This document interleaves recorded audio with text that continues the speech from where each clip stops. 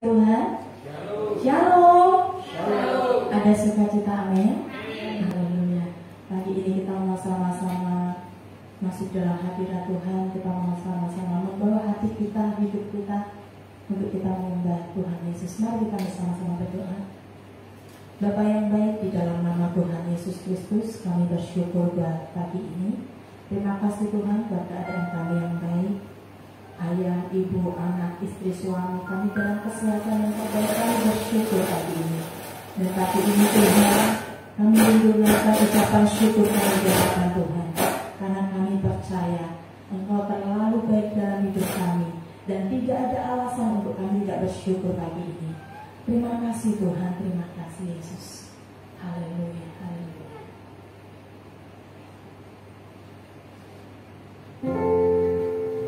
Betapa ajaib dan dahsyatnya Engkau Tuhan. Apa yang sudah Tuhan kerjakan dalam hidup kami terlalu luar biasa. Terima kasih Tuhan.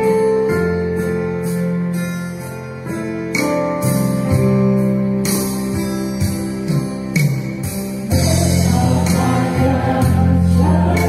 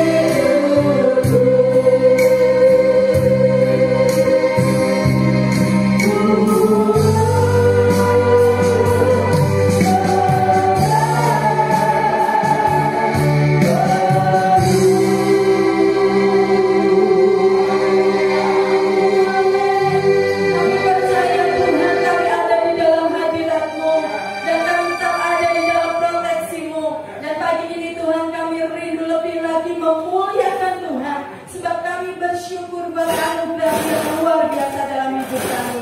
Terima kasih Tuhan, terima kasih. Kami bersyukur hari ini. Semua yang percaya bersama-sama saya katakan amin. Di nama Tuhan ada sukacita rumah Tuhan, amin. Haleluya. Kita mau berikan tas satu sama yang lain, katakan Tuhan Yesus baik. Haleluya. Puji nama Tuhan.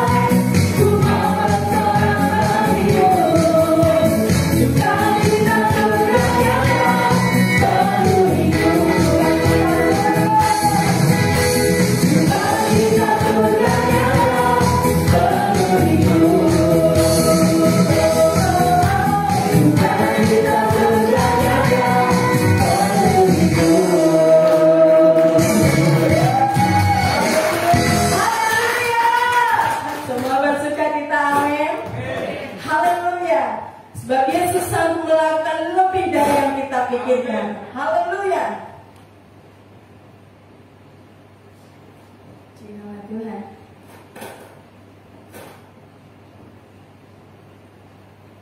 Mari kita mau bersama-sama.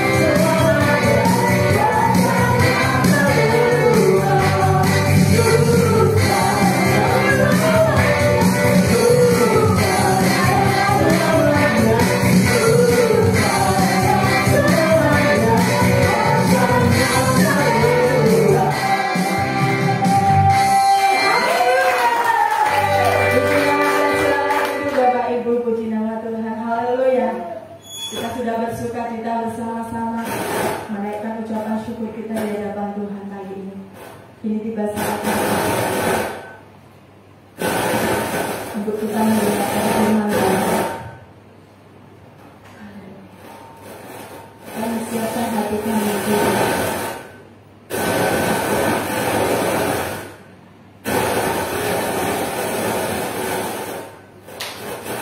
Kami buka hati kami, kami buka telinga kami untuk suara kebenaran yang boleh kami dengar.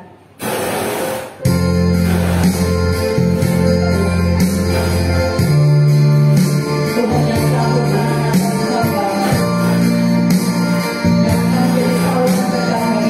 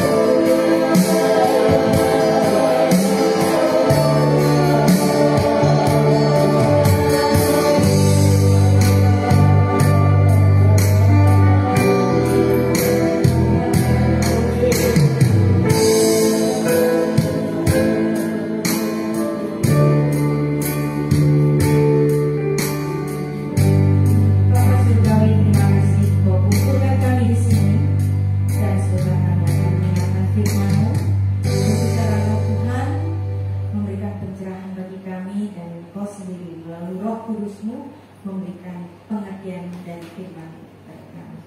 Beshem ha'afya ben kedua Kodesh ha'elohim echad, di dalam nama Bapa dan Putra dan Roh Kudus Allah yang Esa, amin. Shalom. Shalom di SKI Duta Kalam. Selamat berulang tahun yang kedua. Selamat juga kepada Pendeta Walben untuk pelayanannya di SKI Duta Kalam Semarang ini untuk tahun yang kedua. Tuhan memberkati, tetap semangat. Blessing. Kita akan belajar mengenai satu firman Tuhan yang pasti Anda sudah pernah mendengarnya, mengenai khotbah-khotbah menjadi biji mata Allah, dan mungkin di antara Bapak Ibu juga pernah mengkhotbahkannya.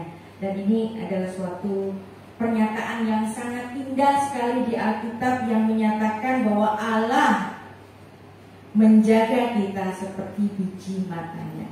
Saya bacakan satu ayat dari firman Tuhan dari kitab Mazmur.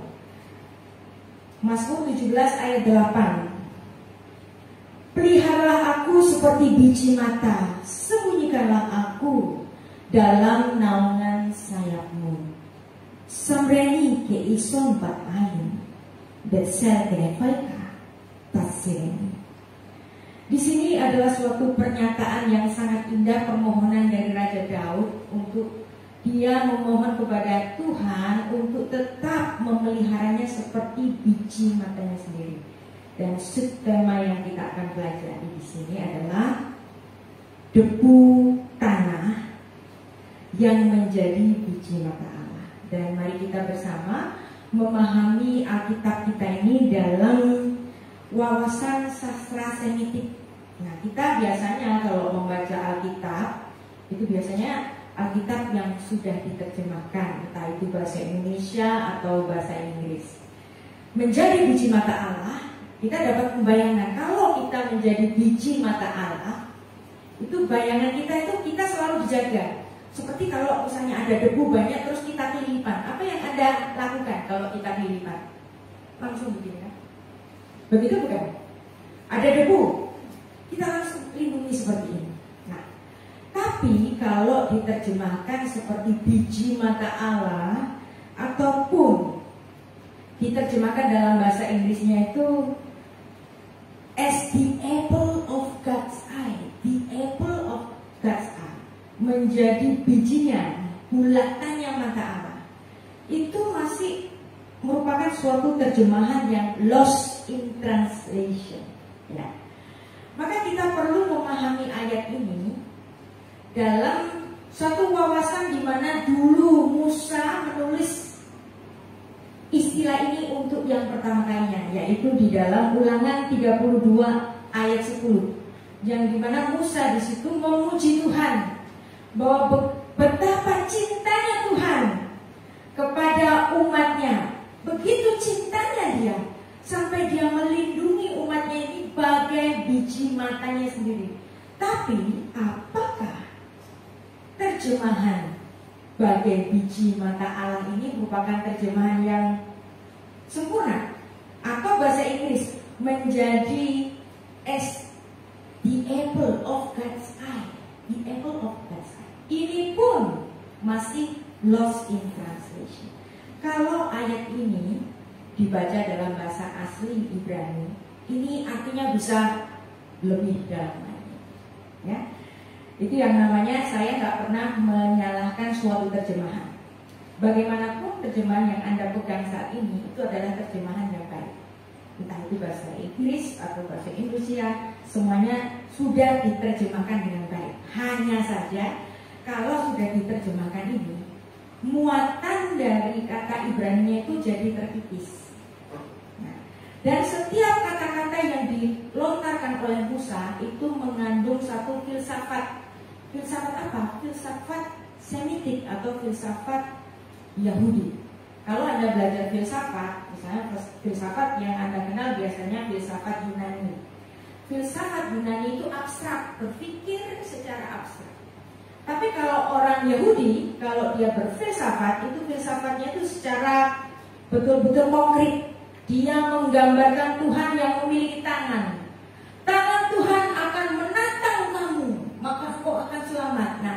Jadi kita membayangkan, oh Tuhan sedang menatang tangannya supaya kita jangan jatuh. Nah itu adalah filsafat orang Yahudi. Kalau orang Yunani itu lebih abstrak, termasuk juga menjadi biji mata Allah. Menjadi biji mata Allah dalam bahasa Ibrani-nya itu keison, sebentar.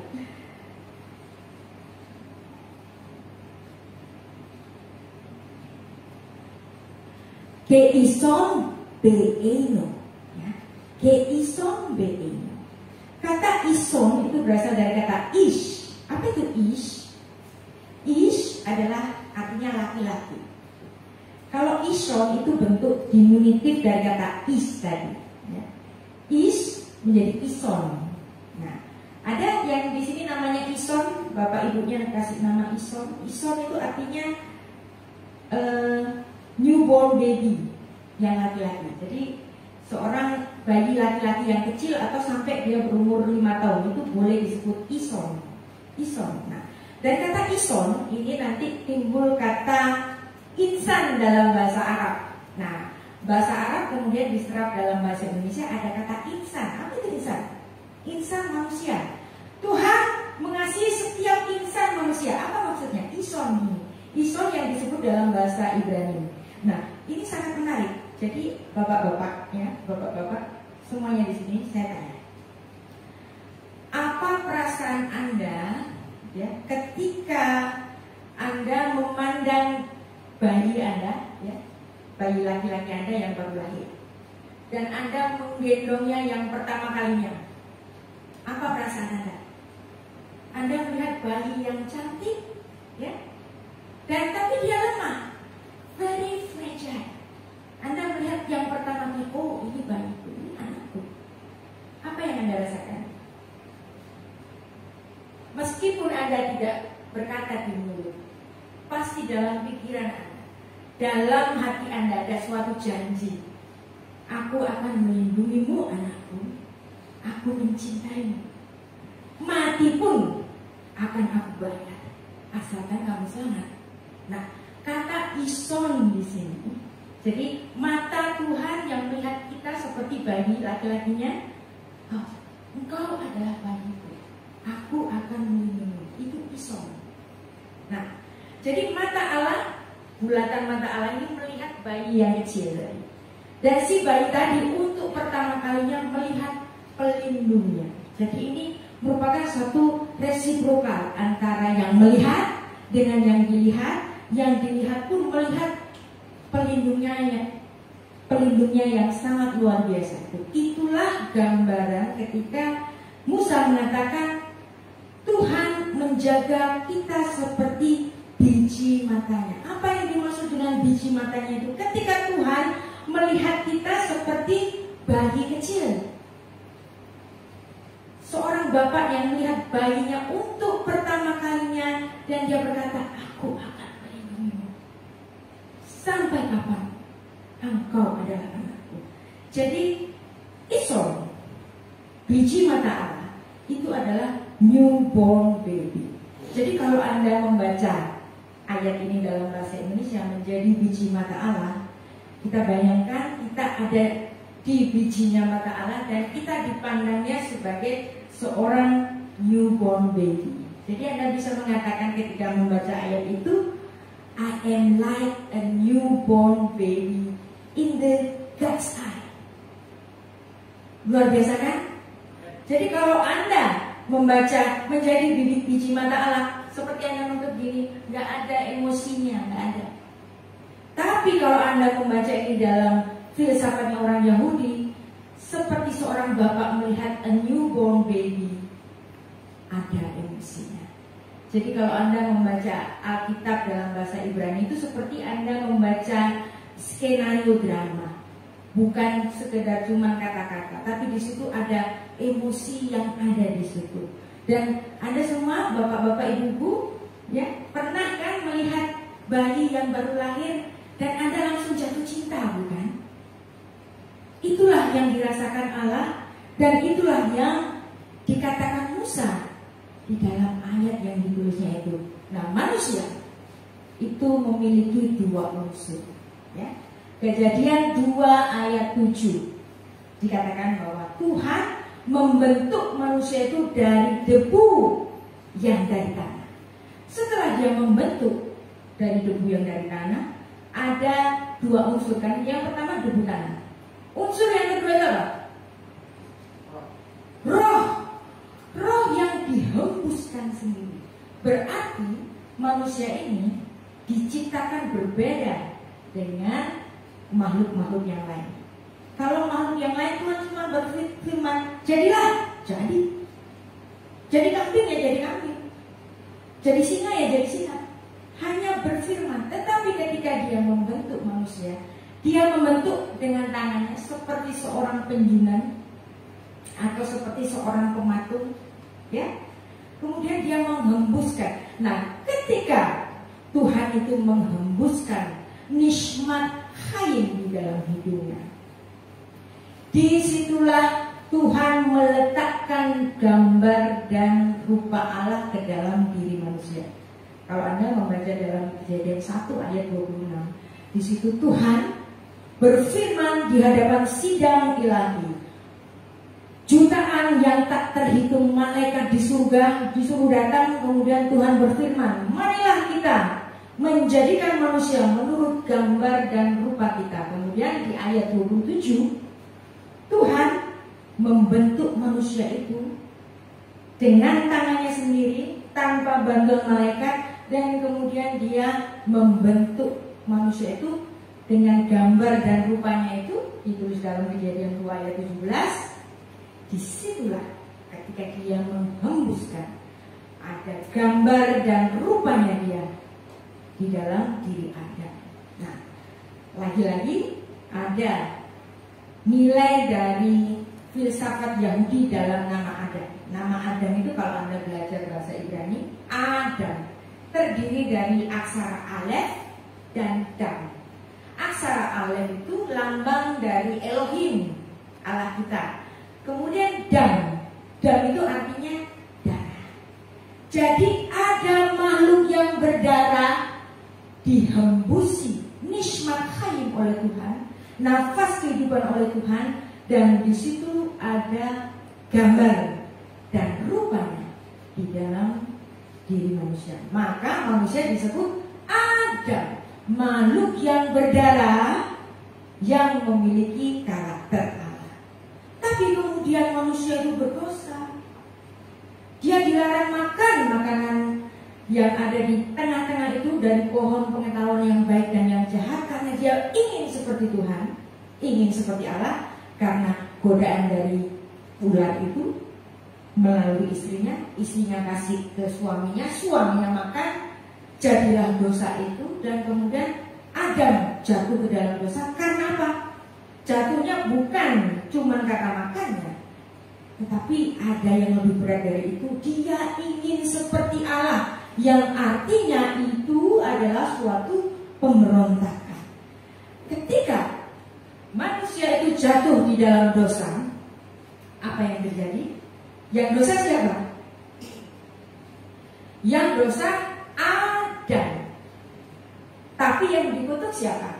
Apakah Tuhan ketika Adam itu berdosa, Tuhan mengutuk Adam? Tidak. Ternyata Tuhan mengutuk Adamah. Apa itu Adamah? Adamah itu tanah, yaitu unsur yang ada di diri Adam itu. Adam dibentuk dari afar min ha-Adam. Adam dibentuk dari debu yang dari tanah. Tanahnya dikutuk oleh Tuhan, maka tanah itu tidak dapat memberikan atau menumbuhkan hasil bumi seperti sebelum dikutuk Tuhan. Dan manusia yang dikutuk oleh Tuhan ini, Adam yang kemudian mendapat konsekuensi itu karena Adamahnya dikutuk oleh Tuhan, maka Adam yang terdiri dari Adamah, tanah itu karena tanahnya dikutuk, pada akhirnya Adam bisa mati. Tapi ya, Syukur puji Tuhan bahwa manusia tidak hanya terdiri dari tanah. Manusia terdiri dari apa tadi? Kejadian 2 ayat 17. Kejadian ayat 7, 2 ayat 7. Nishmat Hayim yang dari Allah. Nafas kehidupan yang dari Allah. Ada roh kehidupan yang dari Allah yang membuat manusia itu menjadi makhluk yang hidup. Berarti manusia masih memiliki unsur yang kekal. Apa itu? Roh. Jadi walaupun manusia itu bisa mati karena tanah itu dikutuk, manusia masih bisa mendapatkan hidup dan kekal melalui penebusan karena manusia masih memiliki apa? Masih memiliki unsur kekekalan yaitu roh. Nah, maka kalau Anda membaca Pengkhotbah 12 ayat 7, ini menarik sekali. Jadi Raja Salomo dia dapat merangkum Kejadian 2 ayat 7 dengan Kejadian 2 ayat 17, yang dimana di Kejadian 2 ayat 17 itu Tuhan mengutuk tanah. Salomo di sini secara luar biasa dapat merangkumkan makna dari apa yang ditulis dalam kitab Kejadian tadi dengan demikian. Debu kembali menjadi debu seperti semula, dan roh kembali kepada Allah yang mengaruniakannya. Jadi meskipun manusia itu bisa mati karena manusia itu jatuh dalam dosa, manusia seyogyanya tidak bisa mati. Matinya kenapa? Karena matinya karena dia berdosa. Pada hari engkau memakannya pastilah engkau mati, tapi ada penebusan melalui domba yang Tuhan bunuh di Taman Eden. Dan manusia masih memiliki unsur kekal, yaitu apa? Roh. Roh kembali kepada Allah yang mengaruniakannya. Jadi itu pentingnya manusia dipandang secara berharga oleh Tuhan. Walaupun dia jatuh di dalam dosa, tapi dia masih memiliki unsur Allah. Dan itulah yang membuat kita memiliki kemungkinan untuk memperoleh hidup yang kekal di langit baru dan bumi yang baru.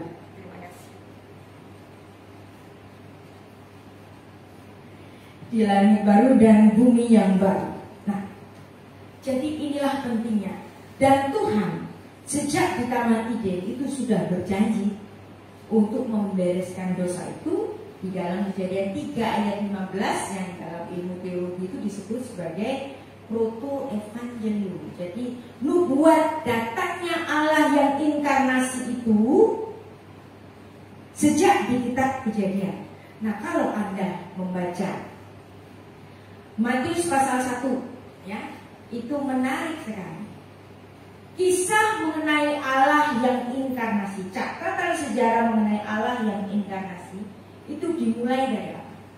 Dimulai dari suatu silsilah. Dan silsilah itu dapat menarik dari mana asalnya Yesus nanti sampai ke kitab Kejadian, sampai ke Bapak Abraham. Sefer Toledot ben David ben Abraham. Sefer Toledot Yeshua HaMashiach ben David ben Abraham. Inilah silsilah Yesus Kristus, anak Daud, anak Abraham. Di Matius pasal 1 sudah dituliskan bahwa asalnya Yesus itu dari Bapak Abraham. Dan kalau Anda membaca Lukas pasal 3, Anda juga dapat menarik asalnya Yesus sampai kepada Adam. Wow, ini luar biasa. Dan pada kebiasaannya orang Yahudi, setiap hari Paskah itu ada satu puisi yang namanya puisi Echad Miyodea. Nah, dan di situ di Matius pasal 1 secara sengaja ya, Matius itu menulis 4 perempuan asing di dalam silsilah Yesus. Dan 4 silsilah yang ada 4 perempuan, nama 4 perempuan ini, semua perempuan yang ada di situ itu semua punya catatan nggak benar. Kenapa? Musa secara sengaja menulis 4 perempuan yang backgroundnya itu nggak benar semua. Yang pertama, Tamar. Punya catatan susila dengan mertuanya Yehuda. Kemudian siapa? Rahab. Rahab ibunya Boaz. Dan Boaz memperistri Rut. Dan Rut ini adalah nenek buyut dari Raja Daud. Nah, ada Rahab. Rahab ini siapa? Ada yang tahu? Kerjaannya apa dia? Perempuan Sunda. Wah, kok ditulis sih sama Matius?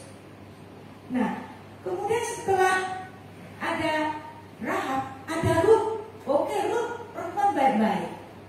Tapi dia perempuan Moab yang menurut hukum Taurat itu nggak boleh masuk ke dalam jemaat Tuhan. Orang Moab dilarang.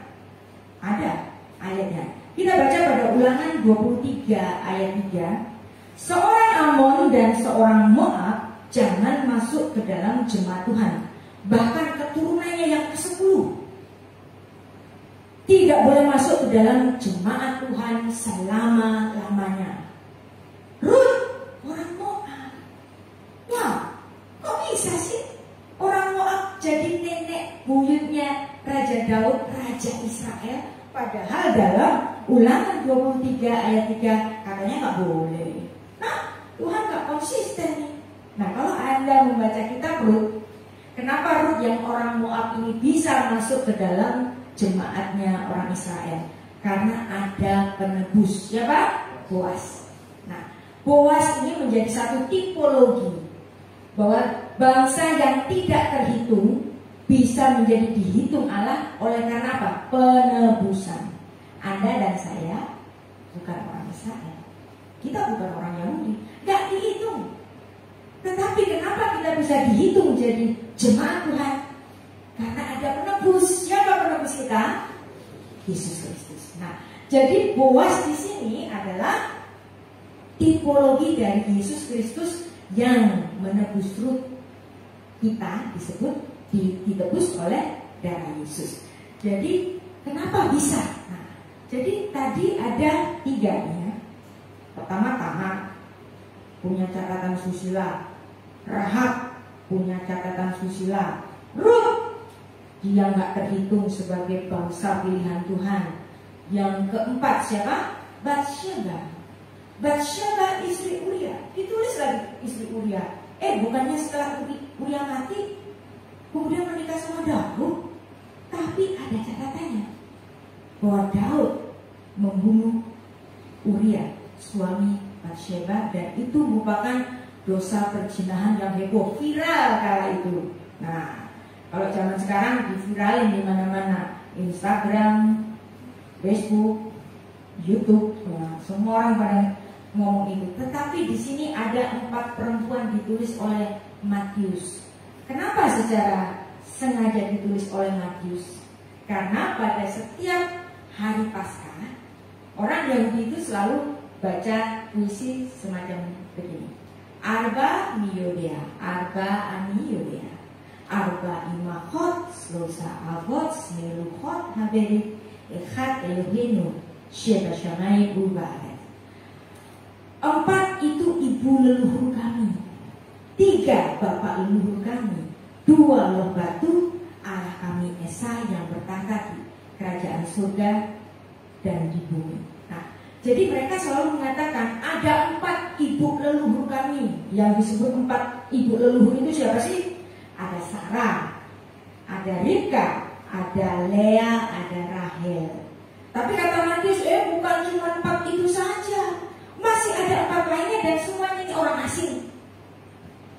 Tamar orang Kanaan, Rahab orang Kanaan, Rut orang Moab, Batsyeba karena kawin sama Uria orang Het, dia terhitung sebagai orang Het. Semuanya orang asing, dan orang asing ini ditulis dalam silsilahnya Yesus. Ini artinya ya, kalau di perjanjian lama itu Tuhan hanya memilih Israel, di perjanjian baru ada suatu penyingkapan bahwa nenek moyang dari Daud yang menurunkan Mesias ini ada 4 perempuan asing. Dan itu menjadi garis Allah yang inkarnasi. Walaupun mereka memiliki catatan yang buruk, Tuhan tetap datang. Jadi Tuhan itu nggak begini, lah kok catatan silsilah saya ada yang jadi perempuan surga, nggak jadi deh, nggak jadi, aku nggak mau inkarnasi. Coba bayangkan kalau Tuhan bilang bobot, bibit, bebek, nggak cocok nih.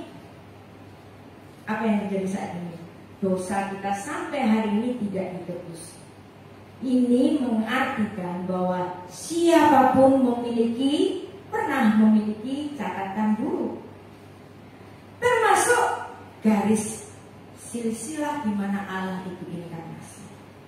Artinya Tuhan datang untuk orang berdosa. Dia juga datang tidak hanya kepada orang Israel, tetapi kepada semua bangsa-bangsa. Nah, inilah pesan dari Injil yang sudah dituliskan sejak pertama kalinya, Matius pasal 1. Tapi kita manusia yang ditebus, Anda bisa bayangkan, kita sudah ditebus nih, tapi coba renungkan sendiri, apakah Anda pernah rasis? Pasti pernah. Pernah gak kamu ngatain orang yang agak hitam gitu, ampun. Nah itu salah satu sikap rasis yang walaupun tidak terlalu jahat gitu kan, gara-gara hitam rambutnya keriting dipanggil ampun deh gitu. Nah itu salah satu. Kamu sipit, kamu kok aneh ya, kamu kok rada ngelambai, kamu gay, kamu bercerai. Nah kita punya sikap-sikap semacam itu, segregasi semacam itu, nilai diri baik. Ternyata nenek moyangnya Daud ada juga loh yang perempuan sendal.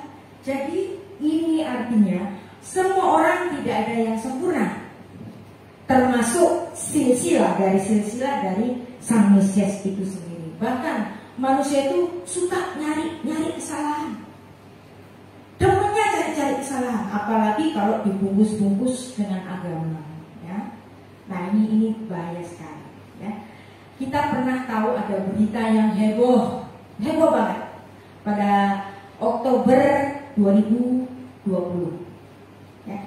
Ada gara-gara anak kecil umur 13, ya, anak perempuan, anak kecil umur 13 di Perancis sana, tiba-tiba dia harus dipulangkan. Nah karena dia takut dimarahin sama bapaknya, terus dia bikin ngarang cerita, padahal dia diskors, nggak bikin tugas. Maksudnya disuruh pulang bikin tugas. Nah tapi dia takut dimarahin bapaknya, kemudian dia ngarang cerita. Dia bilang gini, aku marah karena guru sejarah guru sekolah itu Pak, dia nunjukin gambar kartu Nabi. Dia cerita seperti itu. Kemudian bapaknya marah, komplain ke sekolah, nulis di medsos. Kemudian medsosnya dibaca banyak orang dan dicari siapa sih guru sejarah yang nunjukin ke anak kecil gambar kartu Nabi, kurang ajar banget. Nah, kemudian ada seorang ekstremis, seorang muslim dari Rusia, namanya Abdullah Ansurov. Dia ngasih ini dia nyogok anak kecil juga. Boleh nggak aku masukin situ? Aku masukin di kelasmu. Gimana caranya? Masuk ini, terus dia kasih uang ke si anak kecil, murid di situ juga. Kemudian dia masuk ke kelas itu, gurunya pas ngajar ditebas lehernya di kelas itu.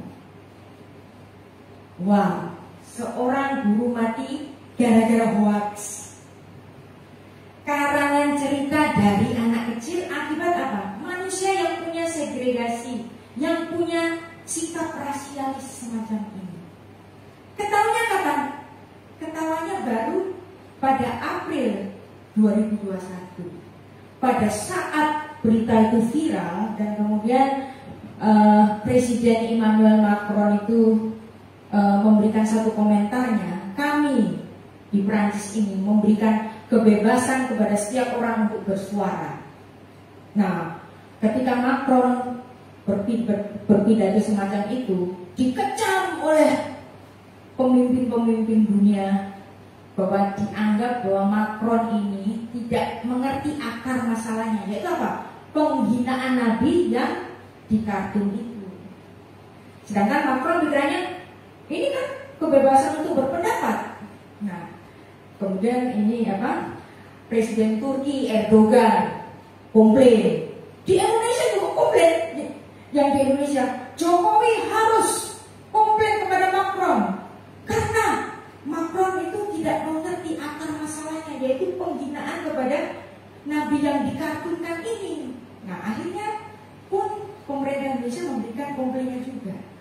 Tapi setelah itu bulan Maret 2021 baru ketahuan kalau ternyata ini hoax. Anda bisa bayangkan, ya, ada orang mati gara-gara hoax. Pemimpin dunia Macron, terus kemudian Erdogan dari Turki, termasuk Jokowi kena pranknya anak kecil umur 13. Gila nggak? Nah, ini juga yang menyebabkan kita itu nggak mengerti bahwa nyawa itu sangat penting di mata Tuhan. Tuhan tidak ingin manusia itu mati, maka Dia datang untuk menggantikan kematiannya itu. Tetapi manusia ini nggak tahu diri betapa berharganya nyawa manusia itu bagi Tuhan. Ya, setiap Anda rohnya telah mendapatkan perkenan di mata Tuhan seperti ketika Tuhan melihat bayi di depannya. Keeson beeno. Dan ketika itu ada pembunuhan, Tuhan tentu saja akan sangat bersedih. Kita sering bicara mengenai hitam dan putih. Kamu berdosa, kamu koruptor, kamu pelacur, kamu berzinah, kamu ngambil istri orang.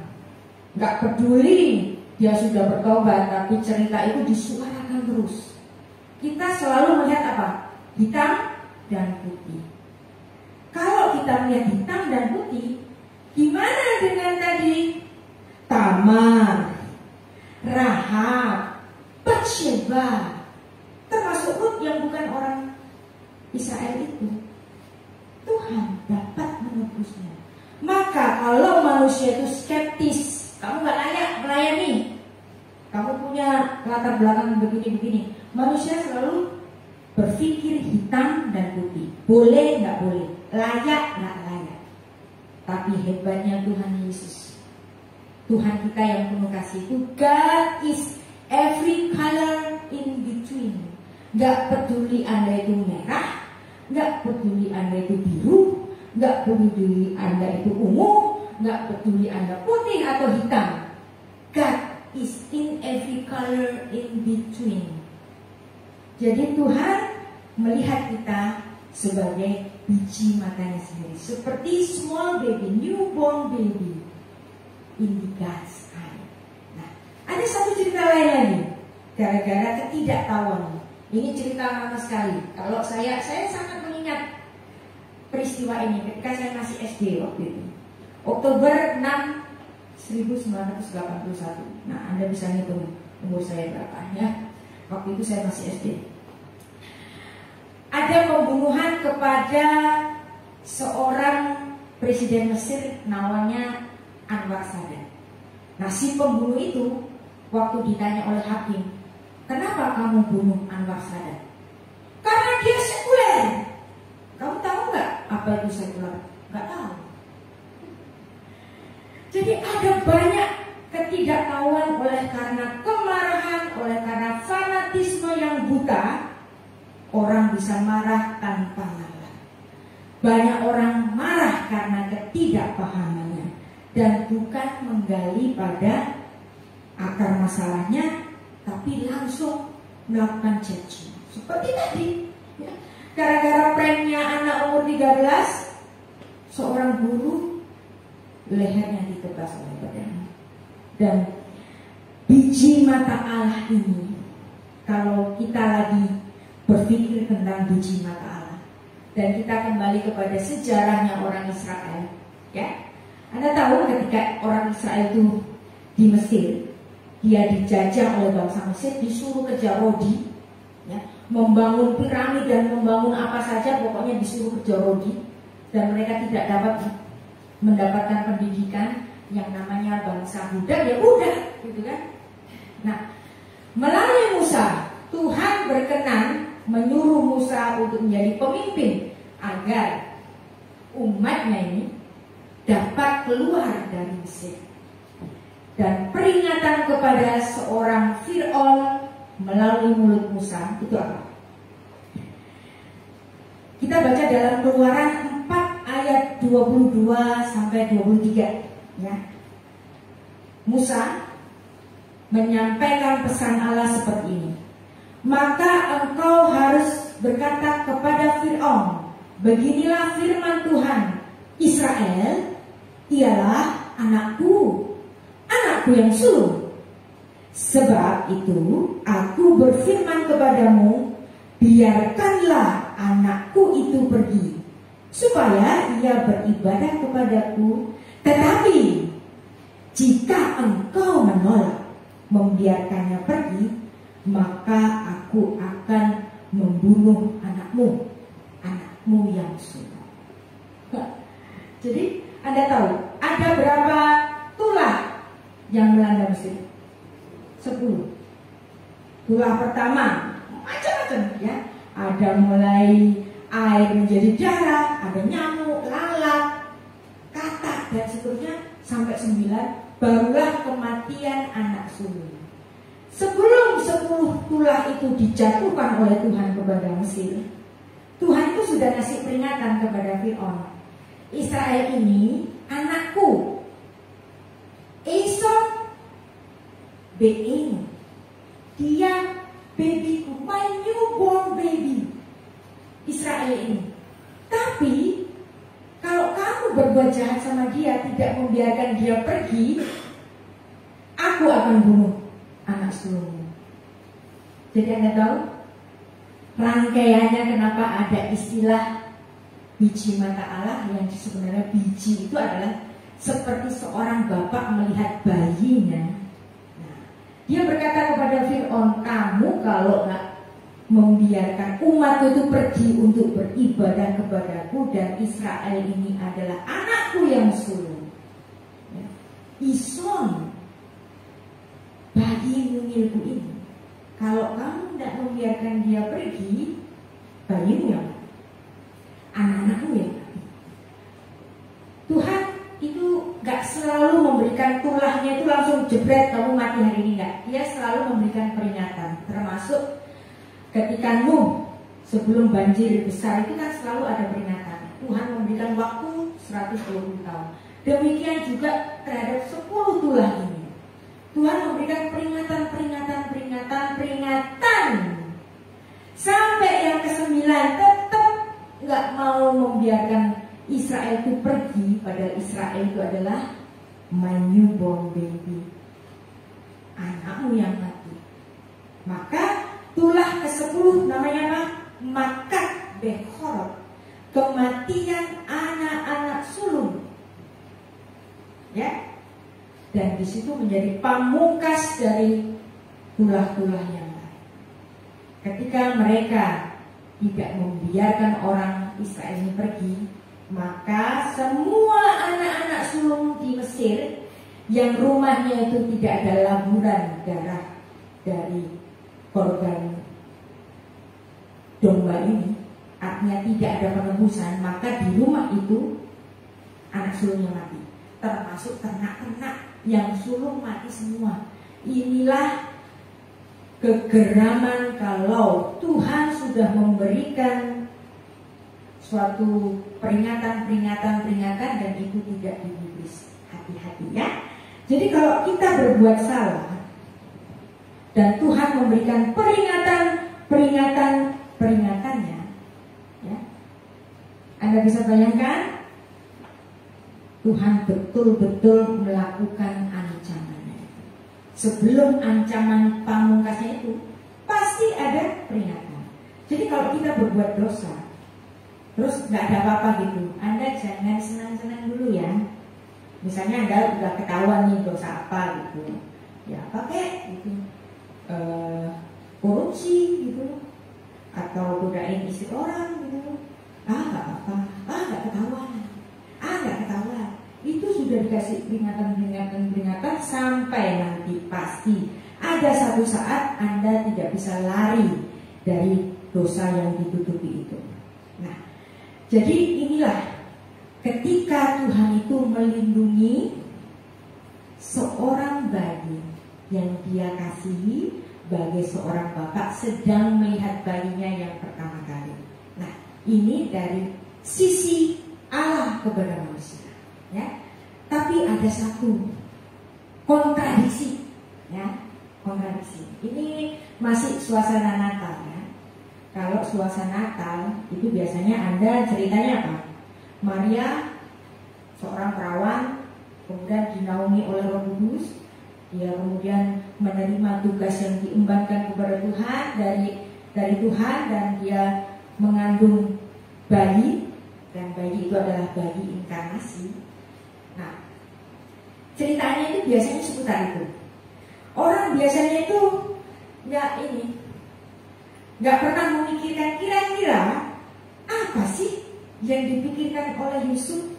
Kita cuma dikasih tahu, oh Yusuf sedang bertunangan dengan tunangannya yang bernama Maria. Tiba-tiba Marianya hamil. Dia ingin menceraikannya secara diam-diam, tapi karena dia seorang yang tulus hati, kemudian dia dikasih mimpi, kemudian tidak jadi menceraikannya. That's it. Ditulis dalam Matius pasal 1 ayat 18 sampai 25. Cuma di situ saja ceritanya. Tapi coba Anda bayangkan, ya. Kalau pasti Yusuf ini tahu kitab Torah yang menuliskan Keeson Beeno, bahwa umat itu seperti bayi mungil di mata Tuhan. Tapi kemudian saat ini dia sedang menggendong Allah yang inkarnasi, dan dia melihat bayi mungil yang kecil, tapi itu Allah. Coba Anda bayangkan gimana rasanya, ya. Dia pasti gundah gulana. Apa yang dirasakan oleh Yusuf? Yang aku gendong adalah Allah yang inkarnasi. Kalau aku ini manusia biasa, mau aku ajarin apa dia? Mau aku ajarin alef bet, ya, A B C D E untuk membaca, atau aku mengajari dia berjalan, atau yang lain? Layakkah aku menjadi pelindung bagi Allah yang inkarnasi? Anda pasti gak pernah bayangkan apa yang dirasakan oleh Yusuf ini, bukan? Nah, biasanya kalau kita membayangkan kita sebagai bayi yang sedang digendong Allah, gampang, ya kan? Tapi bagaimana rasanya seorang Yusuf menggendong Allah yang inkarnasi? Kenapa dia pasti tahu itu adalah Allah yang inkarnasi? Karena Elizabeth ketika ketemu Maria, dia mengatakan apa? Bagaimana mungkin ibu Tuhanku datang mengunjungi aku? Berarti Elizabeth tahu yang di kandungan Maria itu apa? Tuhan. Artinya Yusuf juga tahu bahwa yang dilahirkan oleh Maria ini adalah Tuhan. Nah, sedangkan Tuhan ini sekarang ada di gendongannya. Anda pernah merasakan demikian? Aku nggak layak untuk menggendong sesuatu yang mulia ini. Tapi Yusuf dikenan Tuhan untuk menjadi pelindung bagi bayi Yesus, Allah yang inkarnasi. Untuk apa? Untuk melindungi bayi Yesus ini. Dari apa? Dari amukan Herodes yang pertama kali. Yusuf harus menyertai ibu dan bayinya ini ketika apa? Lari ke Mesir. Kemudian balik dari Mesir karena Herodesnya sudah mati, balik ke Nazaret, dan di situ Yesus besar di situ. Umur 12, Yusufnya juga ngantar Yesus ke Bait Allah untuk melakukan apa? Untuk melakukan satu upacara Yahudi yang namanya bar mitzvah.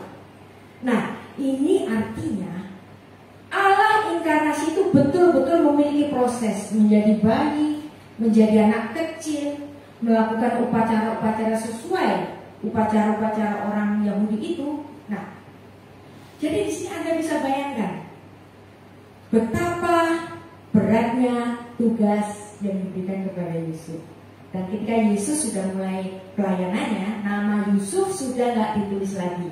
Kemungkinan dia meninggal, ya, kemungkinan, walaupun nggak ditulis, karena pada saat Yesus disalib juga nggak ada nama Yusuf lagi. Jadi kemungkinan dia meninggal. Artinya di situ ketika Yesus sudah dewasa, sudah selesai masa tugasnya, dia sudah dipanggil oleh Tuhan. Anda pernah merasakan suatu pelayanan ini nggak layak ya buat aku yang berdosa ini.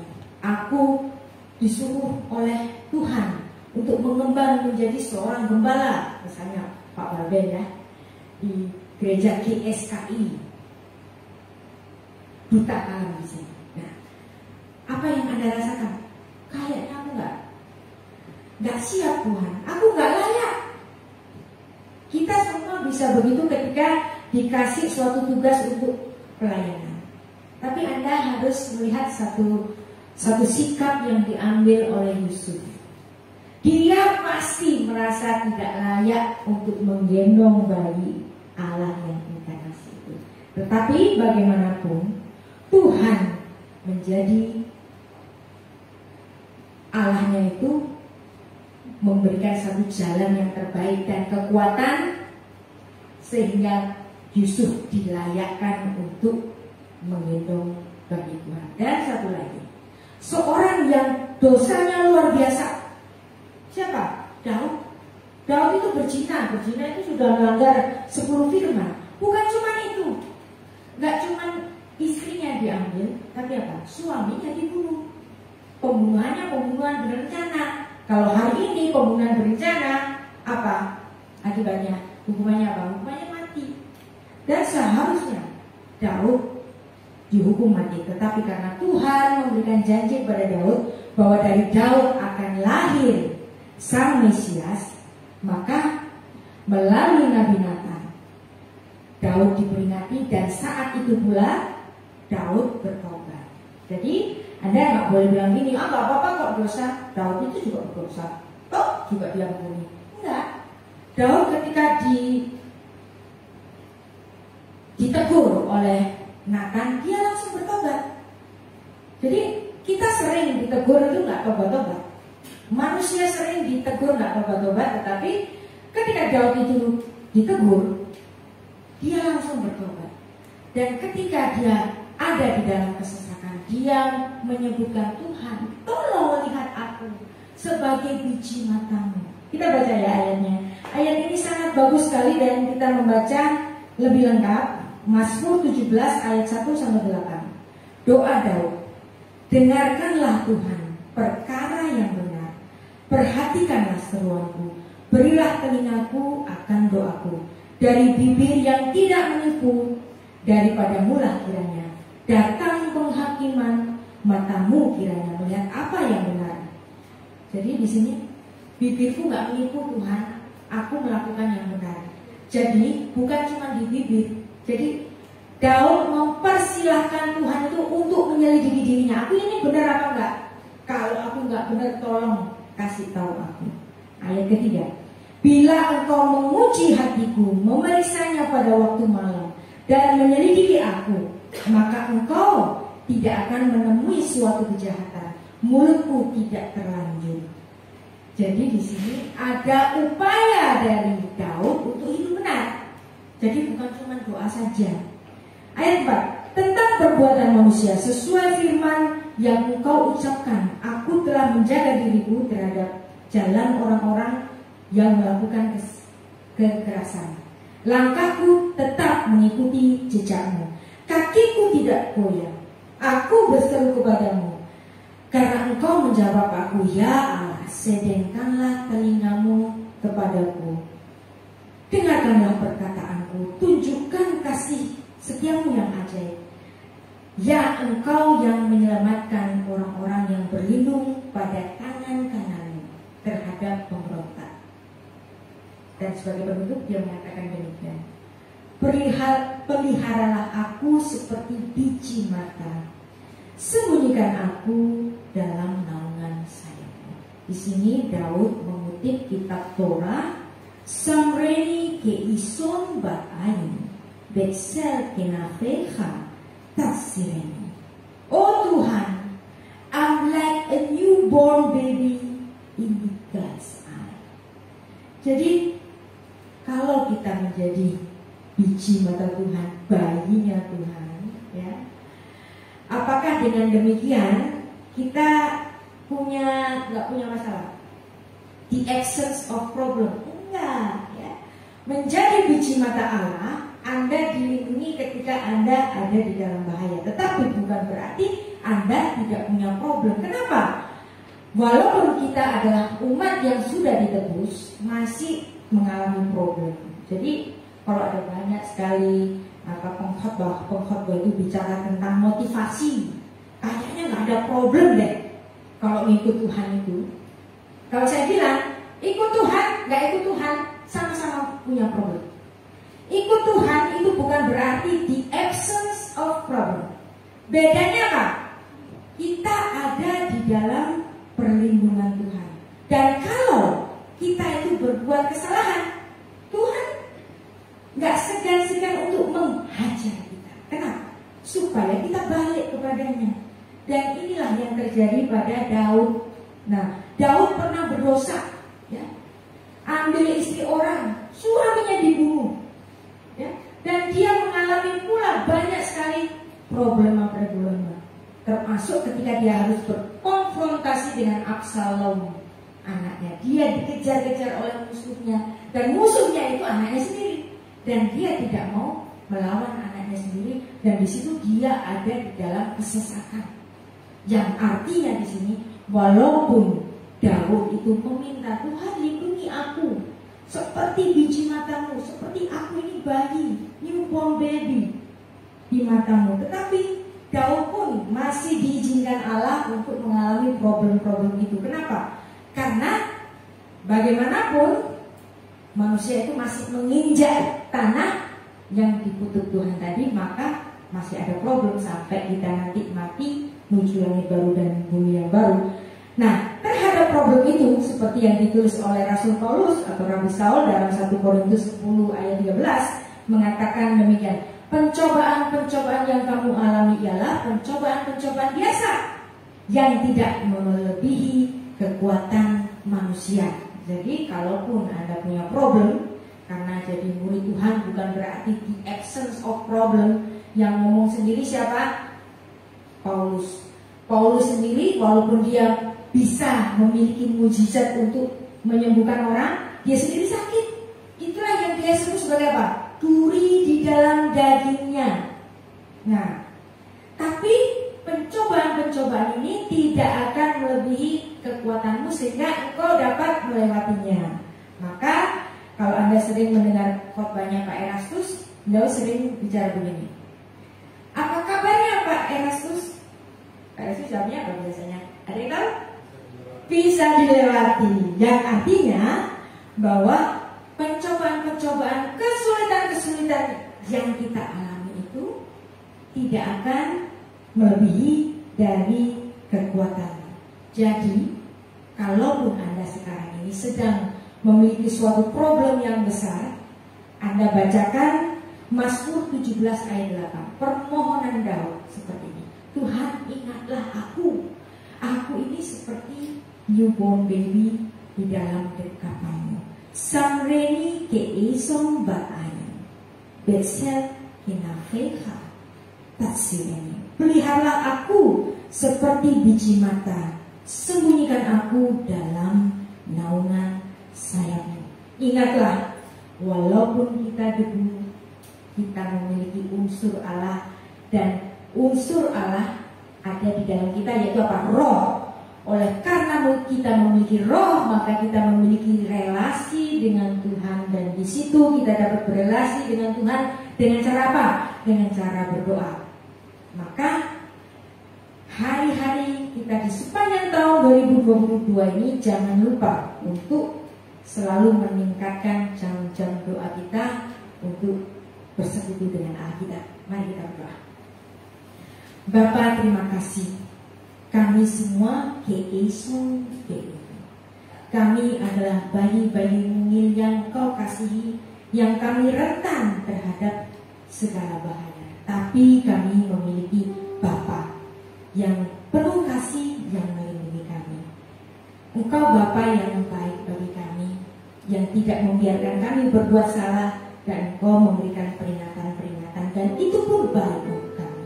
Tuhan, isi hati kami dengan cinta terhadap Engkau, karena kami percaya kami adalah umat yang Engkau cintai. Terima kasih Bapa atas segala firman-Mu yang kami dapat pelajari di sepanjang tahun 2022, dan kami menyongsong hari-hari ke depan di dalam nama-Mu. Beshem Ha'af Yahweh Firwa HaKodesh Ha Elohim Echad. Di dalam nama Bapa dan Putra dan Roh Kudus.